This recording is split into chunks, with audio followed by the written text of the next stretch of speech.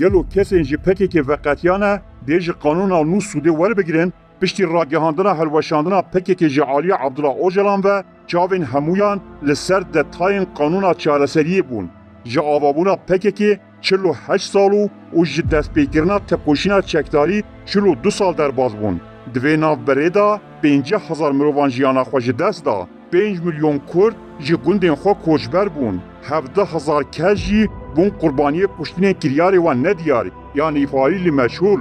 Lê li beramberî van berdêlên giran di reşnivîsa qanûna ku hatiye amadekirin de ne tenê tu destkeftiyek ji bo Kurdan tune ye. Belkû di naverrokê de heta peyva Kurd jî derbas nabe. Asta herî krîtîka ku kes bi dengê bilind behs nake rewşa kesên ji pekekê veqetiyayî ye.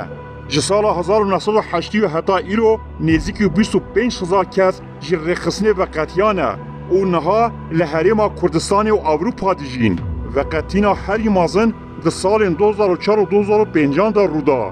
Wê çaxê 25 rêveberên payebilind û nêzîkî 3,000 kadro ji ber ku li dijî bi dawîkirina fikra Kurdistana ser bixwe û destpêkirina şerrên nû derketin ji pekekê veqetiyan. PKK ev kes bi sîxurtiyê tometbar kirin. Kesên wekî Kanî Yilmaz, Kemalê Sor û Şapur Bodîşeva hatin qetilkirin. Ev koma mezin ji aliyê PKK ve wekî xaîn û ji aliyê dewleta Tirk ve jî wekî terorîst hatin binavkirin û dibin gefa her du aliyan de jiyan.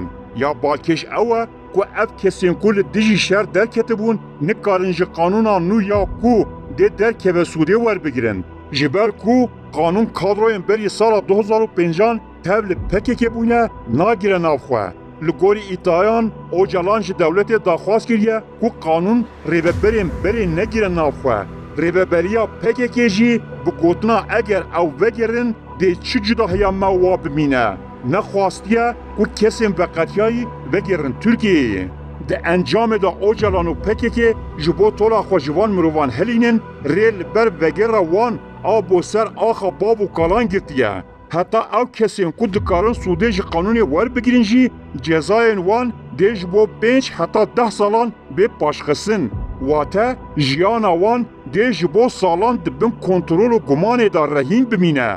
Ev reşnivîsa qanûnê ne projeyekê aştiyê ye, belkî bazarkirine ku hesabpirsînekê Öcalan û PKK'ye ku li ser jiyana ciwanên Kurd hatiye avakirin.